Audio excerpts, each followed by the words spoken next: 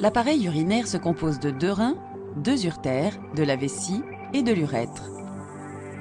Les reins éliminent les déchets provenant du sang et élaborent l'urine. L'urine se déplace ensuite dans les uretères, sorte de conduit tubulaire, puis elle est stockée dans la vessie avant d'être éliminée du corps par l'urètre. L'expression incontinence urinaire fait référence à une faiblesse ou une incapacité à contrôler la miction.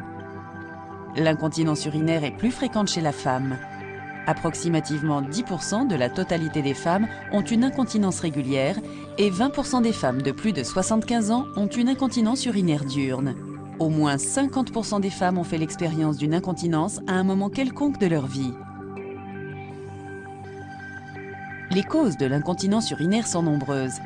L'incontinence de stress est la plus courante. Elle survient lorsque la résistance sphinctérienne urétrale est réduite et que le sphincter ne peut empêcher l'émission d'urine en cas de pression accrue provenant de l'abdomen.